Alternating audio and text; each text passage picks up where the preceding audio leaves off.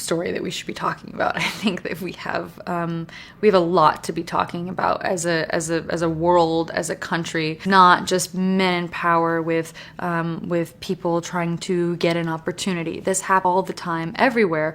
Women, there's not equality, and we've got a lot of work to do. And just talking about it and making these stories, and people that are saying we stand in solidarity. Well, stand in solidarity, then tell stories about women. When women Blake Lively once gave an interview discussing the problem of sexual harassment in the entertainment industry. The timing of the interview was important, as it was right after the public allegations against Harvey Weinstein. Many expected her to speak out about the disturbing behavior that Weinstein had allegedly shown toward many actresses and crew members. Instead, Blake didn't directly address Weinstein's actions. She turned the conversation into a broader discussion, saying that harassment happens to women in many industries, not just Hollywood. This response made people wonder whether Blake truly understood the severity of what had happened with Weinstein. When asked specifically about Weinstein's behavior, Blake did not outright condemn him. She even said that she personally had never witnessed such behavior from him. This response left many people questioning whether she was fully aware of how wrong the situation was.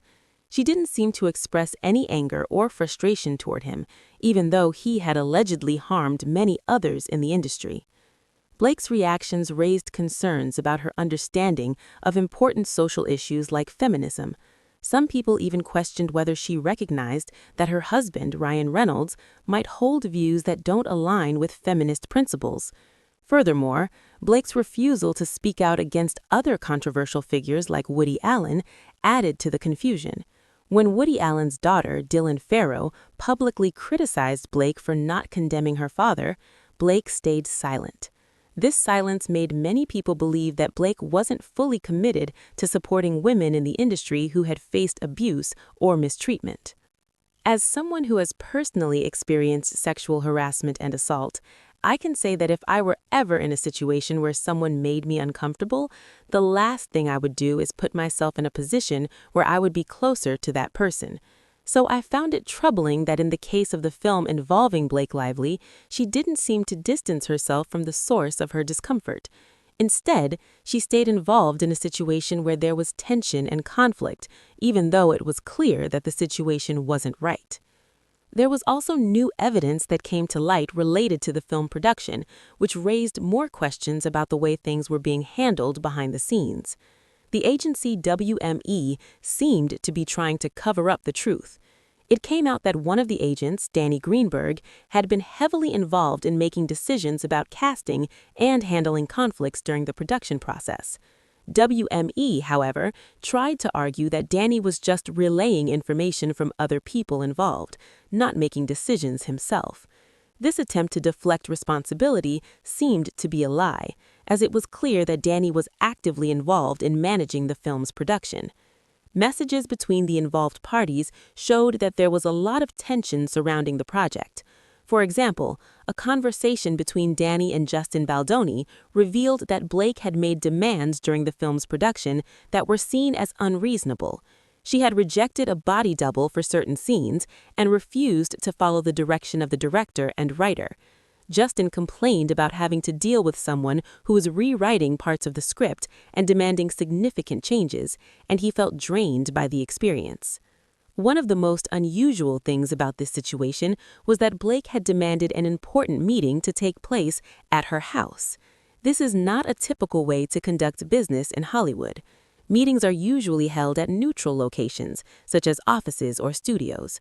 Holding a business meeting at home gives the person whose home it is the advantage, as they are in control of the space. This setup allowed Blake and her husband, Ryan Reynolds, to have more control over the situation.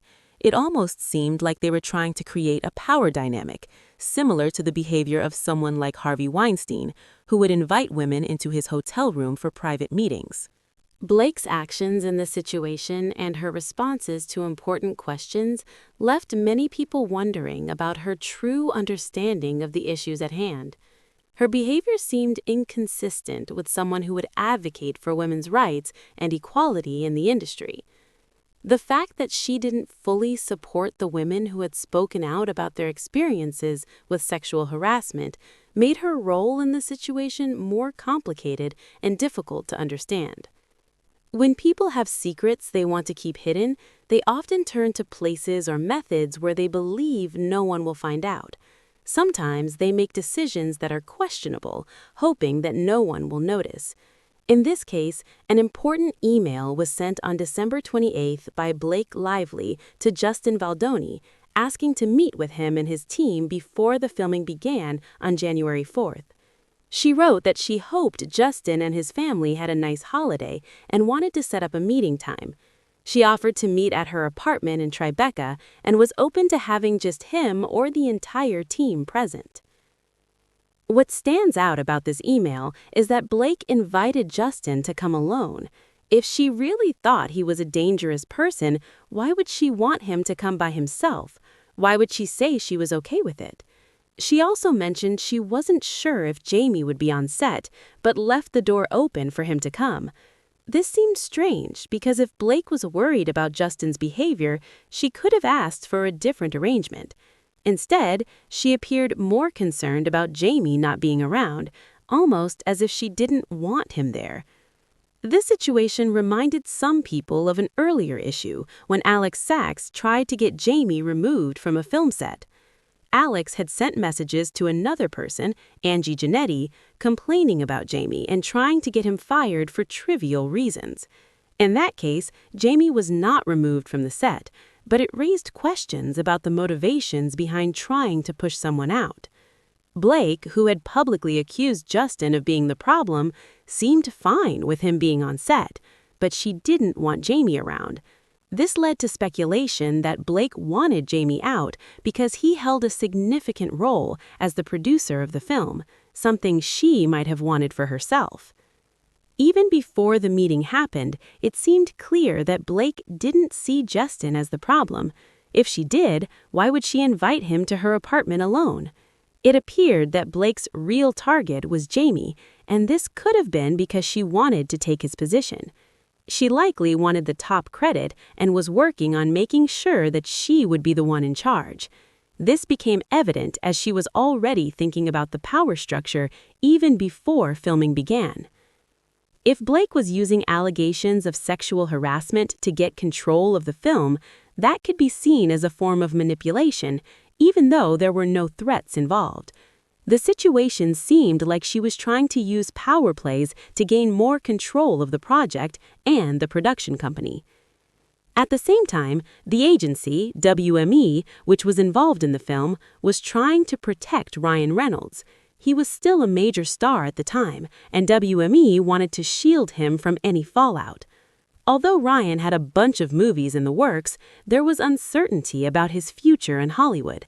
Despite being involved in the situation, Ryan seemed to want to keep his distance. He even asked the court to seal his communications with his talent agency. Ryan claimed that these messages should remain private to protect his family and marriage, even though he was a part of the case. Ryan Reynolds was initially named as a defendant, but he didn't end up being directly involved in the legal process. He didn't ask to be questioned or participate in the case, and he requested that his communications be kept private to avoid sensationalizing the matter. Ryan argued that releasing these messages would only create unnecessary attention and wouldn't serve any real purpose in the case.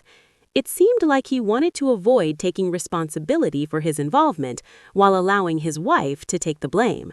This move raised further questions about the dynamics of their relationship and the situation as a whole. Ryan Reynolds has been trying to keep certain messages private, asking for them to be sealed permanently. Why does he want this? The text messages from July 13th are important because they show Reynolds communicating with his agent. On July 15th, Reynolds contacted Justin Baldoni's agent and called Baldoni a deranged predator, accusing him of being dangerous. Baldoni's agent tried to reason with him, but Reynolds refused to listen. He insisted that Baldoni should not attend the premiere on August 6th, saying no one wants him there. When Baldoni's agent told him what had been said, both Justin and Jamie Heath were disturbed by how Reynolds was trying to damage Baldoni's reputation. Reynolds wants these text messages sealed because they show his refusal to listen to reason and his efforts to control the situation. By asking for these texts to be permanently sealed, it seems like he wants to cover up his actions and influence over the film and his wife's movie. Another key moment came on August 9th when Sony sent an email to Wayfair's legal team asking about Reynolds possibly contributing writing services to the film. The email questioned whether his involvement violated the rules of the Writers Guild of America, WGA, which could lead to disciplinary action. If Reynolds did violate these rules, he could face consequences like being banned from the guild.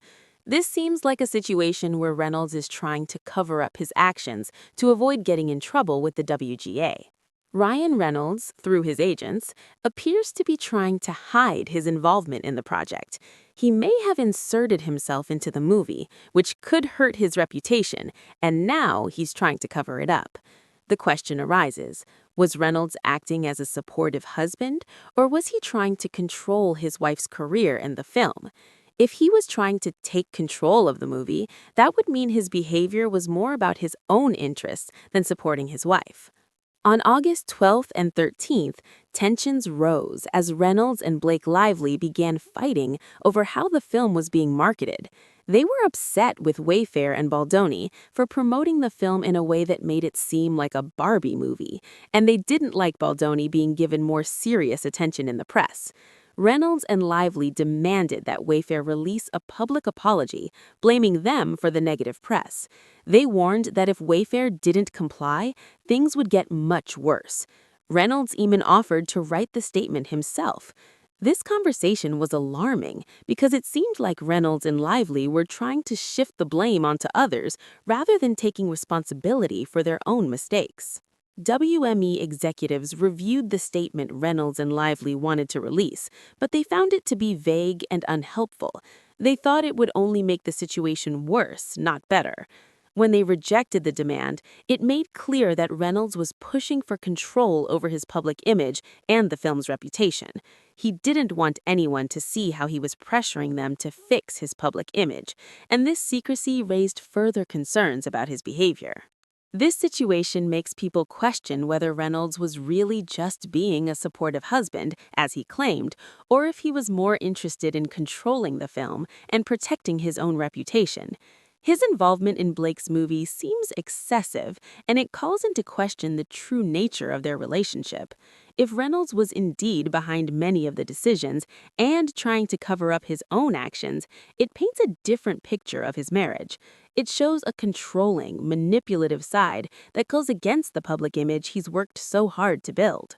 Ultimately, Reynolds seems to be trying to protect his career at all costs, using his wife's name and image to shield himself from any consequences.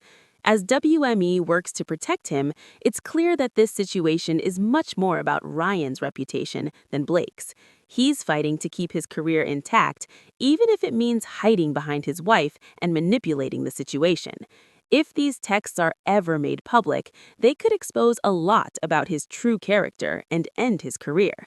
That's why Reynolds is still fighting to keep them sealed. I just don't think it's going to happen. If they decide to remove the texts now, they would be completely taken out of the case. I just can't picture the judge agreeing to that. The judge has already said that any texts related to their marriage can be redacted, meaning they can remove parts of those messages that touch on their personal life. But what if the text reveals something unexpected? What if they show that the couple is close to getting a divorce? Or what if they expose something worse, like abusive behavior? Who knows what might come to light? It's possible that these texts could change the entire perspective on everything. What do you think about these new developments? It's certainly an interesting situation, and it makes you wonder what might happen next. There's a lot at stake, and it seems like the more the texts are kept hidden, the more curious people become about what's really going on behind the scenes. Maybe the judge will decide to keep some things sealed, but if the texts reveal more than they expected, it could change everything. Feel free to share your thoughts on this in the comments. Also, if you liked this video, don't forget to give it a thumbs up. If you haven't already, make sure to subscribe to the channel and click the bell icon so you never miss an update. I really appreciate you taking the time to watch this, and I look forward to hearing what you think about the latest twists in this case.